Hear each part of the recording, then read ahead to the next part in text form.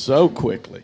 All right, this is our little interview thing we do, and we'll set up real quick, and let's bring Al and Mike back out here. We just about 15 minutes, and make it happen. Make it happen.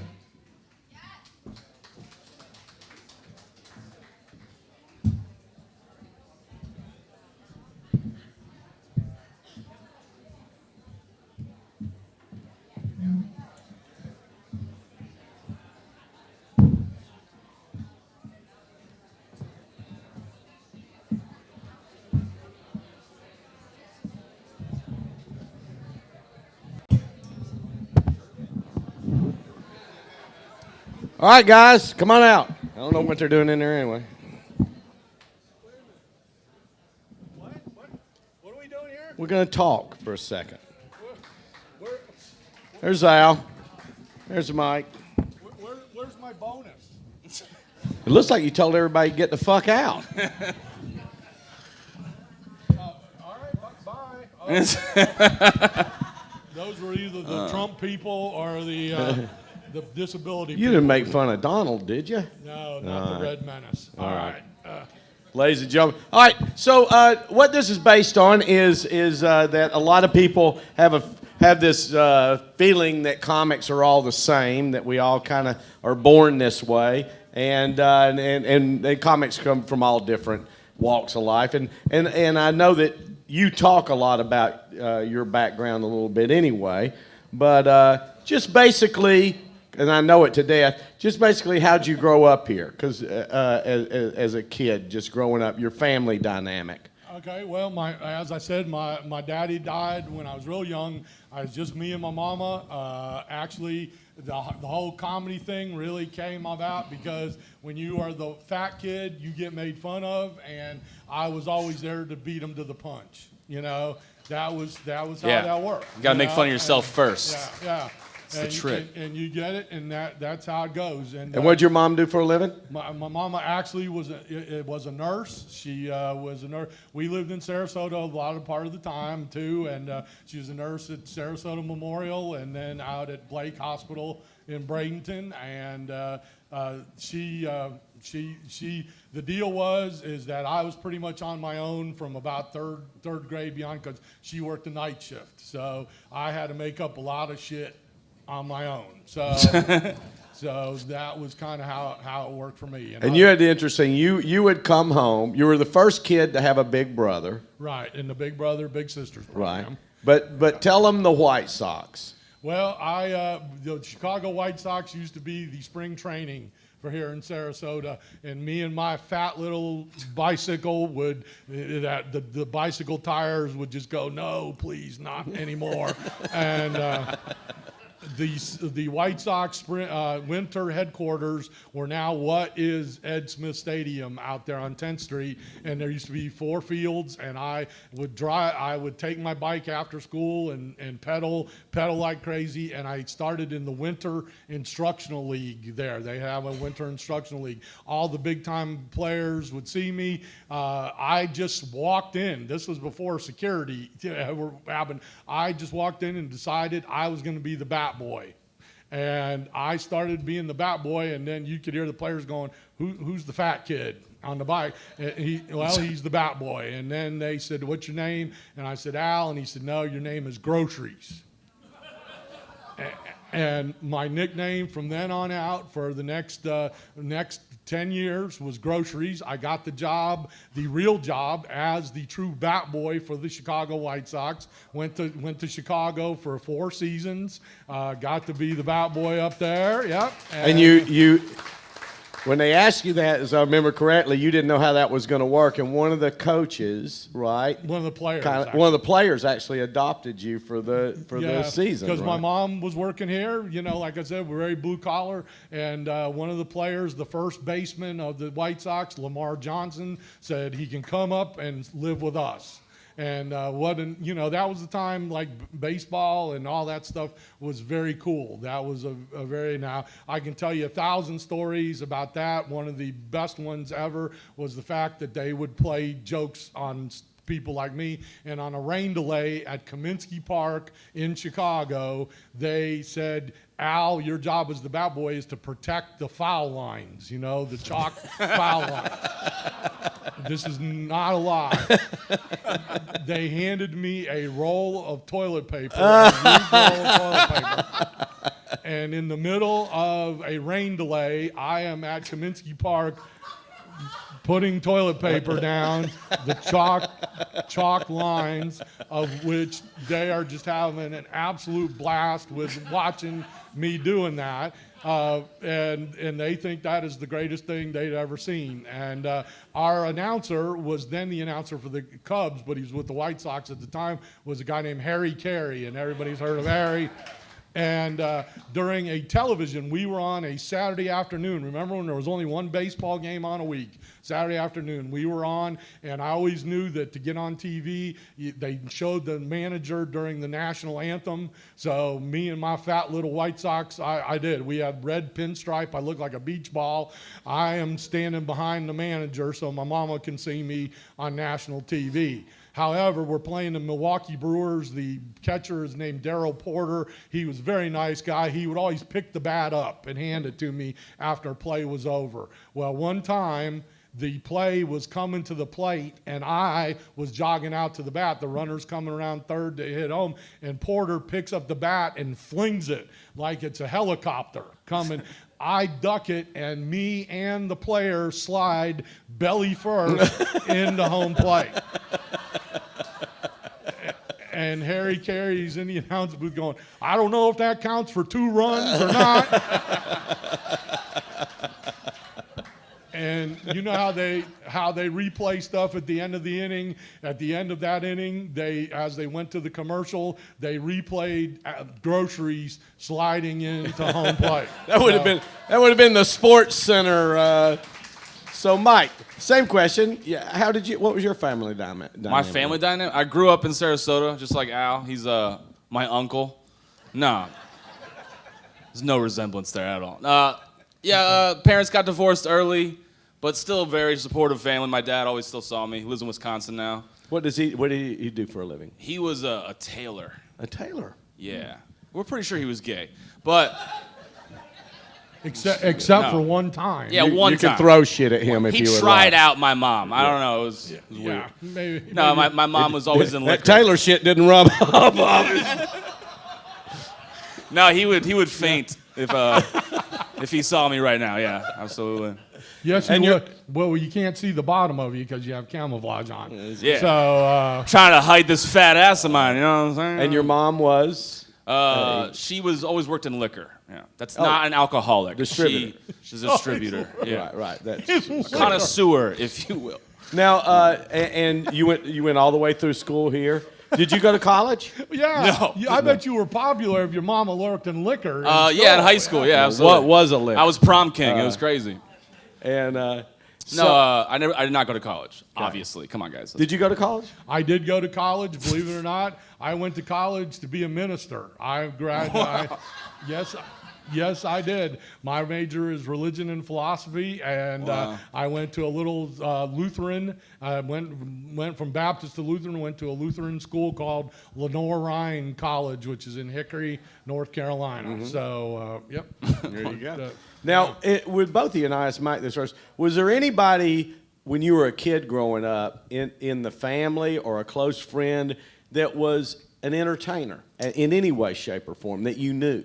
Yeah, only my mom was one of 9, Irish. That's all I'm gonna say. And my uncle actually, he was a barbershop quartet singer, one of those dudes. And he was always in bands and stuff. But oddly enough, he was the funniest person I'd ever met. Just never. He looks at this, what I do, and he's like, I'd have to drink a keg of beer before I had the confidence to go up and do that. So. And I had an uncle that was that way too. Yeah, it was a great influence on me. It's funny. Was there anybody close around you? Very quick, 2 things. My father actually was a musical prodigy. He played piano, played all kinds of instruments, and my grandfather actually lost both legs in World War I, and he became a prosthetist. He made wooden prosthesis. Now, the problem problem is my grandfather spent 9 months in jail because he took my father to piano lessons. The piano teacher pissed my grandfather off, and my grandfather pulled his prosthetic leg off and smacked the shit out of him. And, no lie, check it out. It's in the Chesterton, Indiana court records. He went to jail for 9 months for that. But Wow. yeah. That's a badass there, man. Well, that's one badass wooden leg right That there. is. So obviously he didn't have that leg, so they just called him Bluebeard in prison. But and then the people that we rented, we lived off of Tuttle Avenue, actually when it was cheap to live off of Tuttle Avenue, and that was we rented, and the person that rented us our little condo was very good friends with a professional wrestler named Dusty Rhodes. Oh, yeah. Oh, wow. Yeah. The man with the lisp. The American Dream, Dusty Rhodes, the Tower of Power, too sweet to be sour, baby. I'm on my funking like a monkey tour. Can you understand it, baby? Tuesday night. Well, we had television down here, and once a month we had wrestling at Robarts Arena, and when anytime Dusty was there, he left me front row tickets to see the wrestling matches, and I got completely hooked on pro wrestling, and Dusty was a great friend all the way up to his passing a few years ago. Now, what was your, and I know this, but you're recently into comedy. Yes. Here. As you can tell, yes, absolutely. Yes. And, well. Yeah, we could notice that by tonight's show. Well, no, we talked about that. We talked about that in that Mike's. How many years now into this? Just 2. Yeah. Just as I say, right at 2 years. 2 years, that's... And that is a beginner. But Yeah. Oh, thank you. Yeah. Absolutely. But we saw with Mike early on was that he had a good knack for coming up and at first being able to host shows because you could come up here and be likable and fun and do your 10 minutes and do all the things you needed to do to make that happen. And you've just kind of grown along the way and had that luxury of being here so you get more stage time and stuff like that. And you watch, how'd it go tonight? And he goes, oh. Yeah, I'm quitting tomorrow. It's all good. No. But you don't get every audience. No, right? no. I mean, especially at this level. Not at all. Live and learn. You gotta work. You gotta work for you like guys. an audience like tonight, yeah. Right. No, you guys are great. Well, you had a couple of new bits you wanted to throw out there. Yeah. Do or die. Y'all did right? not like that Jared bit, and I understand. I'm still working it out. Okay. But that's the whole growth thing. And I think lots of times we talk about the audience members will, especially after an open mic night, sometimes they'll come up to me and be all pissed off about something an open micer did. And I go, they're fucking open micer, for God's sakes. We as a society, sometimes I think we've forgotten we have to allow people to make mistakes. Yeah. We have to allow people to be wrong. Right. We have to allow people to fuck up. Yeah. Because that's how you learn. Now, don't fuck up 3 times doing the same thing. Now you're an idiot. Yeah, but that's how I am with that's how I am with the IRS. An idiot, 'cause I fucked up more than 3 times with them. So anyway. Now you were a professional wrestler too. I was a professional wrestler. I got into the business actually being the announcer. I was the guy who went, "Ladies and gentlemen, now making his way to the ring area." That was my job working with World Championship Wrestling. They decided they wanted to do what they call an angle, which means they said, "Do you know how to take a bump?" Meaning, do you know how to fall correctly? And I'm like, I know, I've fallen. I've never done it correctly, but I have fallen plenty of times. So they said, what we're going to do is have the bad guy come to the ring right after he introduces you, and he's going to give you a clothesline, and you're going to fall, and the good guy is going to come save you. However, the bad guy was a guy by the name of Abdullah the Butcher. Now, I remember him. Yes, and as we called him, Abby for short. And Abby in the backstage area, he is about 6'3", but honestly weighs well over probably 500 pounds, all right? And Abby was the nicest man in the world backstage. We would talk, we'd know, and he'd say, and he's got this real high voice, like a Mike Tyson voice. And he'd always call me champ. You ready to take it, champ? Can you take the bump? And I'm like, yeah, but the minute he hit the curtain to go out in front of the audience, his real phrase name, which was the madman from the Sudan, he went nuts. He would go crazy. He would scare the crap out of everybody, including myself. Now, I am watching him come to the ring knowing what is going to happen and thinking, this is the stupidest thing I have ever thought of in my life. He comes at me with what I'm thinking is the clothesline, but instead he scoops up all 280 pounds of me into a full body slam, doesn't do it into the ring. He dumps me off the end onto the cement floor.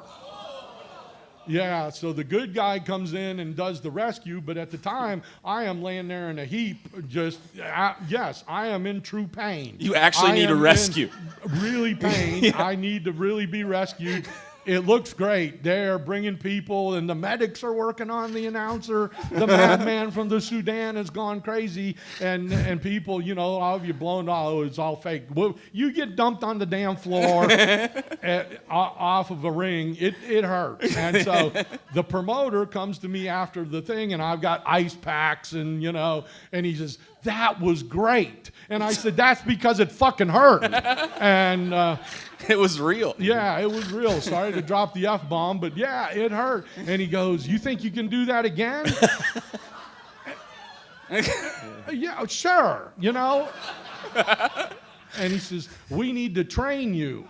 We need to train you. So at the time, there were no wrestling schools. A WWE wrestler now that you might have heard of by the name of Big Bully Busick. He goes by Bray Wyatt, and that was his father, Mike Rotunda. He trained me to take the bumps and everything like that. I was still announcing. Well, at the time, there were no cell phones. We filmed 4 shows on a Sunday afternoon. One of the guys who gets beat up didn't show up. For whatever reason. They couldn't get in touch with him. The promoter comes, puts a mask in my notebook, and says, you're the Inferno, you're wrestling twice. And at that point, he said, you got your gear? My gear was in the trunk. I put my gear on. I put the Inferno mask on. I got beat up so well that at the end of the TV tapings, the promoter said, you're not going to be the announcer anymore. You're going to be the designated get beater upper guy from now on. And I was what is called a jobber. A jobber in wrestling terms means you do the job. You get pinned. And I did it well, and my record was 0-264. And then it was time to go into stand-up comedy. And then it was time to go to comedy. It's a perfect record if you think about it. That's pretty good. So it's great. And Al ended up, like a lot of us, in stand-up comedy off of a dare from the work office to go do an open mic, and then here, it just... We saw a comic that Les knows very well by the name of Gabe Kaplan. Yeah. From Welcome Back, Kotter. Gabe was here last year. Yeah, we had Gabe. I was living in Baton Rouge, Louisiana. Gabe came up. He did a show. All the people with me elbowed me and said, you can do this. You can do this. And at the end, the MC came out and said, you think you're funny? We have an open mic night. You come do 6 minutes, and there were no comedy schools, no Les McCurdy boot camps, no nothing. They just put your ass up there and go do it. Well, all my friends were in the audience, so I killed it. I just killed it. Right. Thought I was the greatest thing in the world. I thought at the time, Johnny Carson, where's Johnny Carson? He's calling.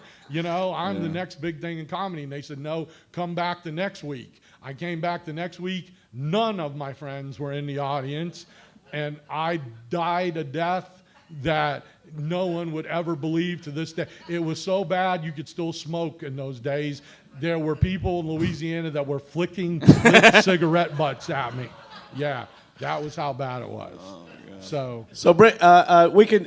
I think we can see you pretty well. If anyone would like to ask a question, we'll just take a few minutes and do that. Anything at all to any one of these guys, if you have anything. And don't be shy. It's not, yeah. I noticed both of you are wearing sneakers. Can you talk about your exercise Oh, okay. Yeah, Yeah. Your fitness. I'm doing it right now, sir. Your fitness regime. Yeah. I just sweat. Sir, I like to rollerblade on a treadmill. And, yeah. Very nice. I just hold the handrails, turn it on to high. I can go in an entire hour, and there's a place for my cooler and everything. Al has the most fit ankles of anyone in this room. No, actually, I box. Believe it or not. Yeah. He does. I work with Tony Spain with Tony Spain's boxing. I'm a heavy bag. It's working out. I did go in. I do spar. I really do, and go in. And I told you, big guys, we do it. We do, even though we might not look at. Although I don't do the standard boxing protect yourself stance. I stand in the middle in a standing fetal position, and just. Get pummeled. Yeah, just get pummeled. And they go, you got to punch, Al. You got to throw a punch. And I said, if the other guy would stop punching, I would be glad to throw a punch. That's the way I feel about it. Any other questions? Anything? Yes.